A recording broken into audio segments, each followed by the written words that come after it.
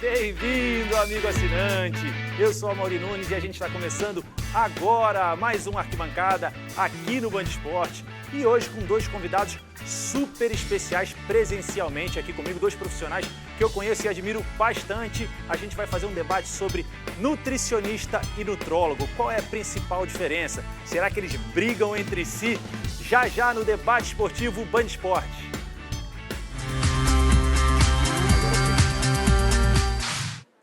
E no debate de hoje, temos aqui doutora Juliane Sampaio, nutricionista. Bem-vinda ao programa, doutora, tudo bem? Tudo bem, obrigada pelo convite. Doutora, eu queria que você já falasse nesse início aonde que você atende. Eu conheço, né, a clínica, mas onde que você atende. Mandar um abraço também ao doutor Luiz Felipe Caquete. Eu atendo no Campo Belo, na clínica Dr. Caquete. E lá ele também faz a ozonioterapia, que a gente já falou aqui no programa durante algumas vezes, né? O Craque Neto, inclusive, também faz ozonioterapia. E isso é uma técnica que está sendo muito... É uma técnica que você pode colocar ao lado, como coadjuvante da ozônio, pode-se dizer assim? Olha, ajuda bastante o ozônio e a nutrição, né? E tanto é que lá nós atendemos lado a lado nutrólogo e nutricionista. E hoje eu também queria apresentar o nosso segundo convidado que vai falar muito sobre a parte do nutrólogo, né? Dessa nova nomenclatura, nova entre aspas, né? Mas uma nova nomenclatura que a gente conhece aqui no mercado. Doutor Tiago Volpi, meu amigo, tudo bem, doutor? Tudo bom, Mauri? Como vai? Um prazer estar aqui. Doutor, eu queria que o senhor falasse um pouquinho da clínica, onde que é a sua clínica, eu já fui lá, conheço uma clínica top. Muito bom. O Espaço Volpi é uma clínica de nutrologia, um espaço multiprofissional. Nós temos vários nutricionistas e vários nutrólogos, na Rua Groenlândia, no Jardim Paulista.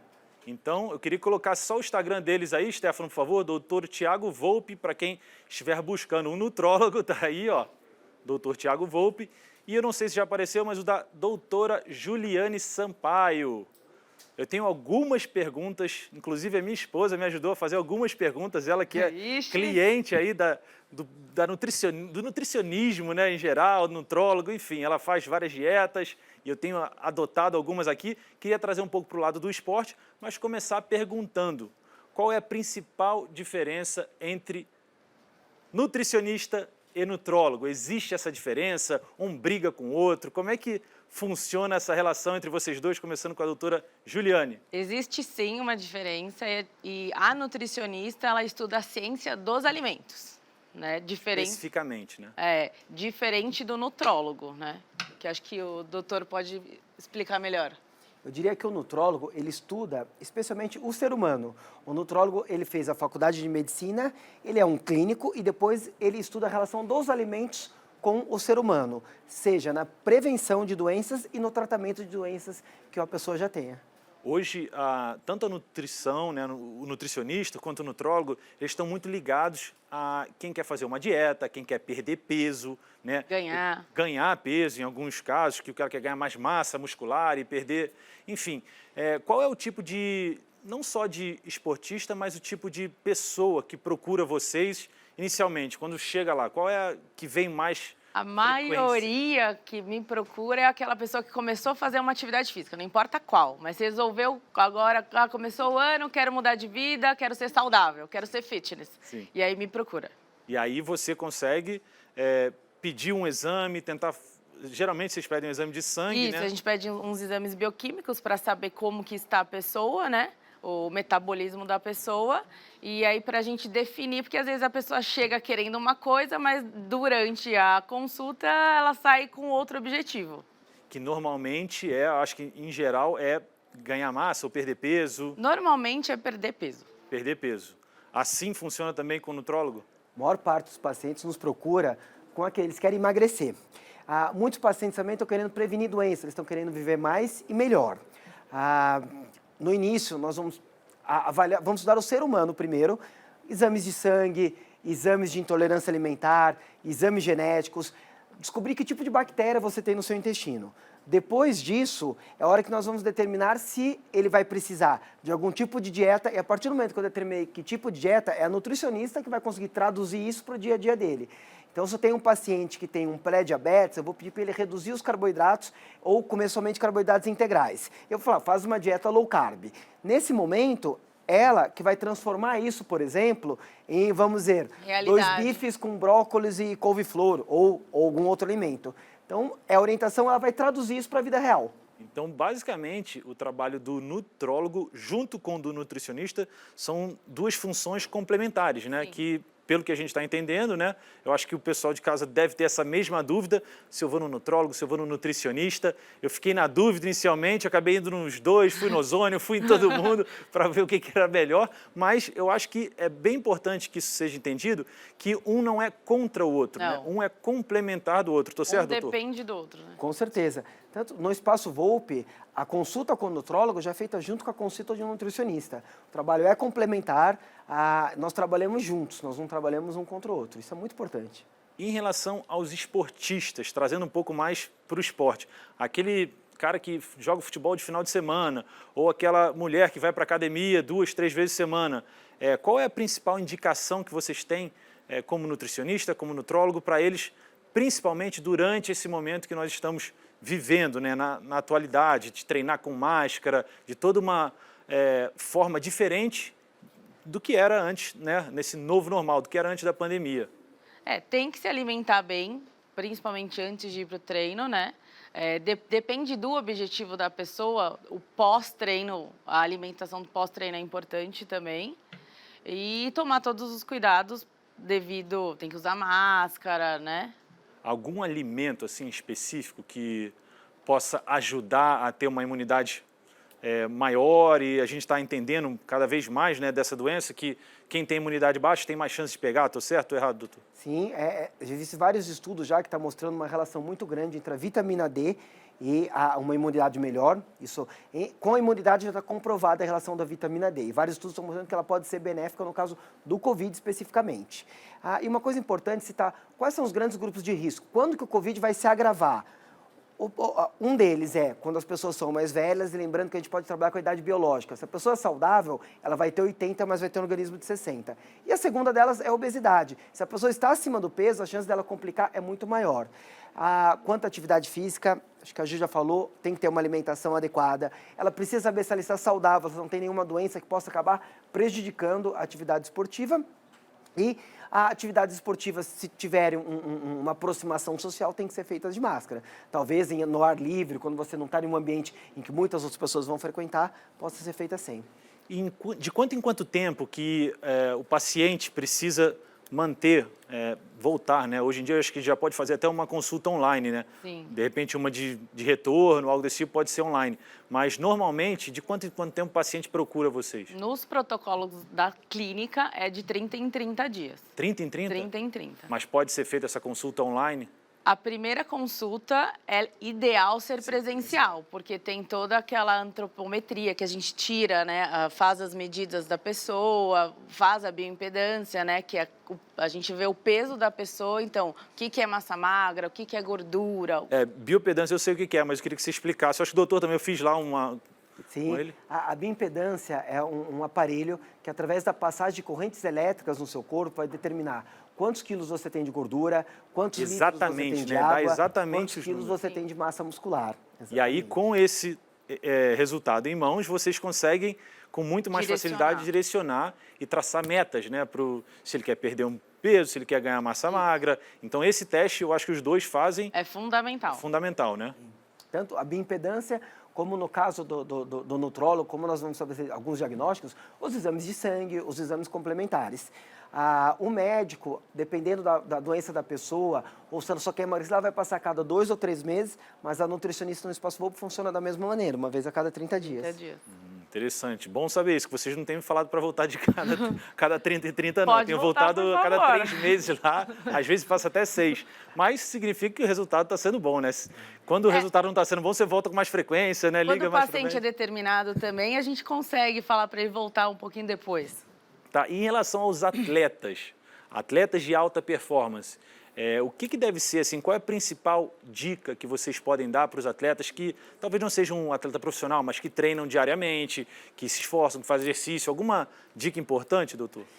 O atleta profissional, muitas vezes, o esporte, quando ele é de alto rendimento, ele pode até prejudicar a saúde em alguns aspectos. Então, esse atleta precisa estar muito próximo do médico nutrólogo, do médico ortopedista, para identificar se existe alguma coisa que possa prejudicá-lo e também muito perto da nutricionista. Se ele está em uma fase em que o treinamento demanda muita energia e ele está comendo pouco, o desempenho dele vai cair muito. Então, o atleta precisa ficar muito mais próximo dos profissionais do que uma pessoa comum. Eu tenho acompanhado que alguns atletas, alguns jogadores de alto nível, eles têm o nutricionista, às vezes, até quando eles viajam, né? Eles vão jogar fora do país, vão jogar em outro clube. Eles levam o nutricionista ou o nutrólogo junto para coordenar a alimentação deles, para eles terem um ganho após o jogo, que é uma perda muito grande, né? Um exercício físico muito grande, um jogo de futebol, especificamente falando. Acho que até o Neymar tem isso e deixa bem claro nas redes sociais que ele tem um acompanhamento da alimentação e isso faz toda a diferença. Uma das perguntas que eu tinha aqui, que a gente já entrou nesse assunto, é qual é a diferença de um atleta estar 2, 3 quilos acima do peso? Existe muita diferença, por exemplo, no futebol ou em qualquer outro esporte? Existe, assim, eu não gosto, não sei o doutor, mas eu não gosto muito de trabalhar em peso, eu gosto de falar de composição corporal. E então, percentual de gordura, né? Exato, que entra isso. Então, percentual de gordura, a quantidade de massa muscular. Para um jogador, se ele tiver com um percentual de gordura muito alto, ele não vai ter o mesmo rendimento que quando ele está com o percentual de gordura mais baixo. Mas, por exemplo, um atleta que faz levantamento de peso, ele precisa ter um percentual de gordura mais alto. Porque ele queima mais, é isso? Na verdade, o atleta aqui, que é o atleta de força, um percentual de gordura mais alto vai permitir que ele tenha mais testosterona, e o atleta de força não tem que deslocar o próprio peso, ele tem que deslocar um outro peso. Se você é bem pesado, é mais fácil você deslocar outro peso sendo pesado.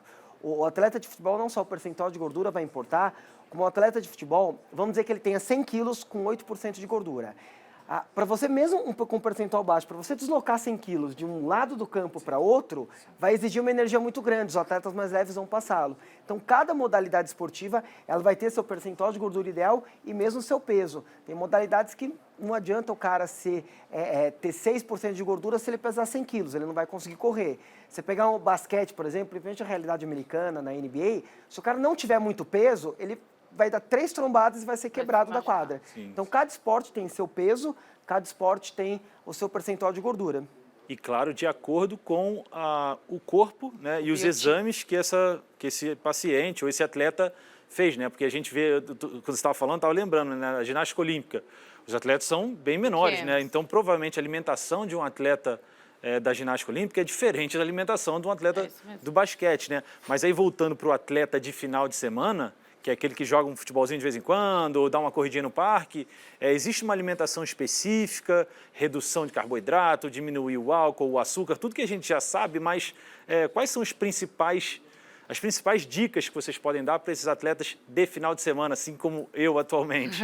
Uma dica que eu dou e muitas pessoas esquecem é não esquecer da hidratação, beber água. Antes, durante e depois do exercício. Boa pergunta. Quantos litros de água por dia? Eu tenho essa discussão em casa com a minha mulher, que ela bebe pouquíssima água e eu fico na água o tempo inteiro. Ela fala, não, eu já bebi muito hoje.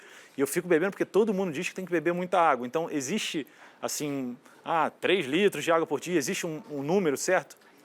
Vai depender do clima que você está, se você está suando mais, se você está suando menos. Você fez exercício Se você fez exercício, você não fez. A recomendação que eu passo para os pacientes, que fica muito próximo do que a pessoa vai precisar, é 2 litros de água, mais 1 litro por cada hora de atividade física que você fizer, desde que você tenha suado nessa atividade física. Mas então, 2 litros, para a gente ver que 2 litros é muita coisa, são 2 garrafas daquela grande de água. Não é fácil atingir. E a gente, às vezes, bebe 1 copo de água por dia, o que é muito pouco. Isso deixa o corpo desidratado. E sabe que para quem está nos assistindo e quer perder peso, muitas vezes a sede a pessoa confunde com fome. E muitas vezes a pessoa está comendo, não porque ela está com fome, é porque ela está com sede e não está se hidratando. Aí a pessoa engorda e não sabe por que não consegue ficar em um peso adequado. Eu tenho tentado fazer, eu queria até a opinião de vocês aqui, mas às vezes que eu estou com muita fome, eu tomo um copão d'água. Para não comer à noite, não segurar aquele carboidrato. E às vezes é só sede mesmo, é desidratação. Então, dica número 1 para vocês que estão assistindo, muita água. Aqui de uma nutricionista e de um nutrólogo, são profissionais no assunto, podem dizer 2 litros de água no mínimo por dia, independente se você fizer exercício, né? E uma coisa que você citou, acho que é importantíssima, ainda mais na sociedade que nós vivemos. Açúcar, quanto menos, melhor. Açúcar ou aqueles alimentos que se transformam muito rápido em açúcar, como os carboidratos refinados, se você conseguir tirar da sua alimentação, você será mais saudável. Parênteses aí, quais são esses alimentos, né? Pra gente que é bem leigo. Eu diria que pão branco, arroz branco, massas não integrais, a batata inglesa, bebidas que contêm açúcar e bebidas alcoólicas. Vão ser coisas que, se você evitar, você vai melhorar a sua saúde. Porque esses alimentos se transformam em açúcar rápido, é isso? Então, só para... O álcool, ele vai por outros mecanismos prejudicar a sua saúde. Mas o resto que eu falei, sim, eles vão se transformar em açúcar muito rápido. Eles entram na sua corrente sanguínea e já viram açúcar. Então, hoje em dia, a gente já vê muita opção de alimentos sem açúcar, de alimentos, talvez, macarrão integral, algo que possa utilizar menos do açúcar. Então, essa é uma dieta que vocês normalmente passam lá, reduzir carboidrato, açúcar. Reduzir carboidrato e até, igual você falou, macarrão integral, tem que tomar cuidado também, que às vezes o integral não é a melhor solução. Às vezes um macarrão de abobrinha. Exato, você pode fazer macarrão de legumes, Isso. que é uma solução. Mas então, qual seria o carboidrato mais indicado? Essa é a pergunta aqui do Stefano, que está acompanhando com a gente aqui no ponto e está... Pô, eu só como carboidrato, eu só como pão. Olha, depende do quanto que a pessoa gasta de energia por dia. Se ela gasta mais energia, o arroz integral, o pão integral, mesmo o macarrão integral, pode Pizza, ser utilizado. carboidrato integral. Não é proibido, mas você não deve usar no seu dia a dia, tá? E se a pessoa gasta pouca energia e se a pessoa está um pouco acima do peso, reduzir o carboidrato é uma opção acertada. E essa pergunta eu tenho que fazer, porque minha mulher faz, eu discuto com ela, a questão do jejum intermitente. Jejum intermitente, para quem não sabe, assim como eu também não sabia, é aquele jejum que você fica muitas horas sem comer, propositalmente, né, sem ingerir nada para... Só a água. Só a água para gerar, enfim, queima de gordura. É saudável? É possível? É fato ou fake? Emagrece ou não emagrece? Porque depois eu fico azul de fome e quero comer o dobro que eu comeria antes se eu fizesse, né, de 3 em 3 horas. Enfim, o que vocês aconselham? Olha, eu gosto do jejum.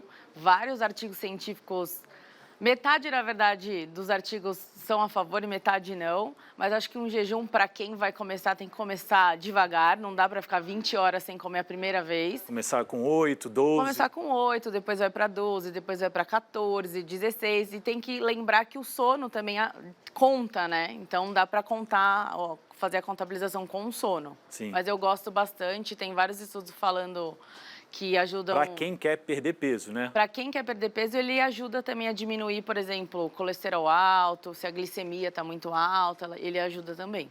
Doutor, concorda com esse? Eu adoro o jejum intermitente. Já vi muitos estudos mostrando que ele é efetivo para tratar mesmo pré-diabetes, para diminuir o açúcar no sangue, quem tem ele alto. Se você vai engordar ou vai emagrecer, vai depender do que você vai comer naquelas 8 horas que é a sua janela alimentar. Se você comer só doce, só fritura nas 8 horas, você vai engordar do mesmo jeito. O jejum intermitente não faz milagre, mas ele diminui muito as chances de você ingerir muitas calorias no dia. Você limita a sua dieta a 8 horas por dia. O protocolo de 16 horas de jejum é o mais conhecido, é até o que eu recomendo para a Karina, e é muito fácil você começar a fazer ele. Imagina o seguinte, se você fez sua última refeição às 8 da noite, você conta 8 da manhã do dia seguinte mais 4. Então, 8 da noite, 8 da manhã mais 4, meio-dia vai ser a sua primeira refeição. Você fez 9 da noite, 9 da manhã mais 4, 1 da tarde. E uma coisa muito legal do jejum intermitente, que valeu até um prêmio Nobel de Medicina há alguns anos, ele faz com que a célula comece a digerir o lixo celular que tem dentro dela. É um mecanismo chamado autofagia e faz com que as pessoas vivam mais. Em modelos animais, em camundongos, as pessoas que fizeram jejum intermitente, eles viveram mais anos do que aqueles que não fizeram. Então, eu sou um apaixonado. Então, vocês dois são a favor. O pessoal que está assistindo em casa, não faça por conta própria, procure os profissionais para saber se o seu caso é de jejum intermitente, né? Então, acho que não são todas as pessoas que devem fazer esse tipo de dieta, né? Tem gente que vai ter dor de cabeça. Se a pessoa tiver com uma dieta que tenha muito carboidrato refinado, a tendência é ela não se adaptar ao jejum intermitente. Então, primeiro, ela tem que passar por uma dieta de baixa carga glicêmica. Logo depois, entra com o jejum intermitente. Uma outra dica aqui que alguns amigos fazem e falam muito bem é a dieta da proteína. Você só come proteína e corta carboidrato, enfim, existe isso, é fato ou fake? Eu assim, gosto, mas tem que tomar cuidado com a escolha dessa proteína, né? Tem muita gente que vai fazer essa dieta e só comem bacon muito, em vez de comer azeite, come muito óleo de soja, aí não é interessante. Mas emagrece esse tipo de dieta? Eu diria que você desincha. Desincha. Só comendo proteína e perde cortar bastante totalmente água. carboidrato, é isso? Eu diria que as pessoas elas chamam de dieta de proteína, uma dieta que na verdade é de proteína e gordura, né? Então, você abaixar o carboidrato pode te ajudar sim a emagrecer e você vai ter duas opções. Você vai ter a dieta cetogênica, que é uma dieta muito baseada em gordura, em que você corta completamente os carboidratos. E você vai ter a dieta low carb, que você diminui os carboidratos e não aumenta tanta gordura. A dieta que eu mais gosto é a dieta low carb. É uma dieta que a pessoa vai utilizar mais ou menos de 20 a 35% das calorias dela do dia na forma de carboidratos, esses sempre integrais ou até de preferências de baixa carga glicêmica, vegetais em geral. E hoje a gente tem tantas opções, você tem arroz de brócolis, arroz de couve-flor, a massa de pupunha. Então você consegue hoje, eu por exemplo, sou um ex-obeso. E para mim era muito legal aquela coisa de comer o arroz, o feijão todo dia. Você consegue, em uma das refeições do seu dia, até nas duas, colocar um arroz de brócolis e couve-flor e você simula aquela alimentação que você está acostumado da infância. Sim, eu já tentei, inclusive, e hoje em dia é incrível, né? Porque há 20 anos atrás não tinham tantas opções como a gente tem hoje em dia de substituir a alimentação. Então é muito viável.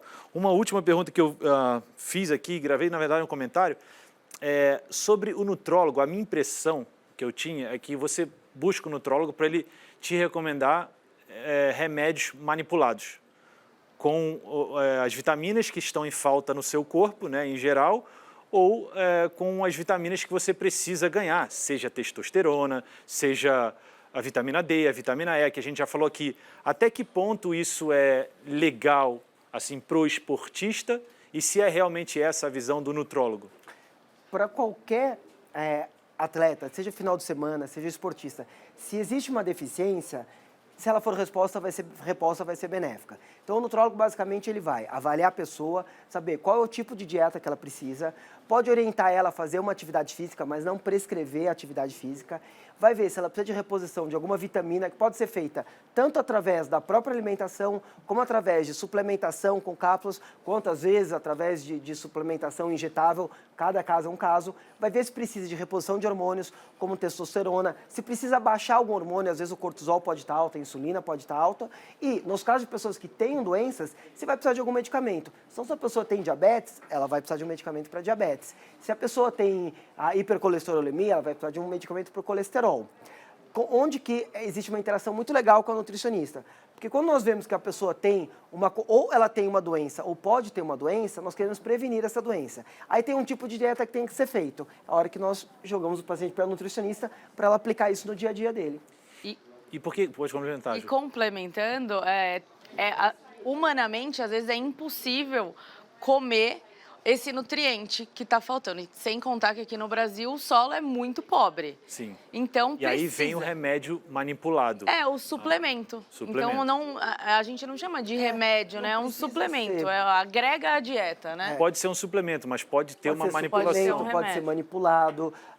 Existem várias opções. Cada pessoa vai ter uma necessidade de reposição de vitaminas e, algumas vezes, de hormônios. Então, a gente precisa adaptar para cada uma das pessoas. E última pergunta aqui para finalizar, acho que os dois podem responder. Por que a gente está vendo uma crescente muito grande em casos de pessoas que têm alergia a certos alimentos? Até meu primo, recentemente, tem alergia, descobriu que tinha alergia a glúten, a lactose, enfim. Por que a gente está vendo essa crescente, ou se era uma coisa não detectada lá atrás, mas já existia? E hoje em dia é muito mais falada, muito mais detectada. A gente vê toda hora os produtos sem glúten, sem lactose.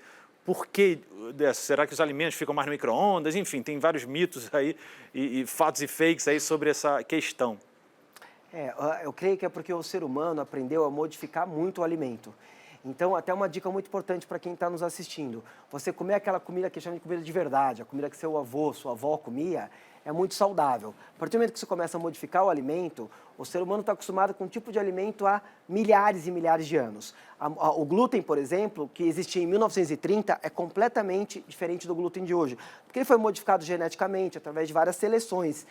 Então, você modificando muito o alimento, o nosso corpo não está acostumado com ele. Porque o nosso corpo ele não tem a nossa idade, nosso corpo tem a idade da evolução do ser humano. São milhares de anos aprendendo a comer determinados alimentos. Aí você começa a modificar tudo, você acaba tendo essas alergias. É seu corpo não se adaptando ao alimento modificado. E o que eu falo muito das minhas consultas é desembale menos e descasque mais.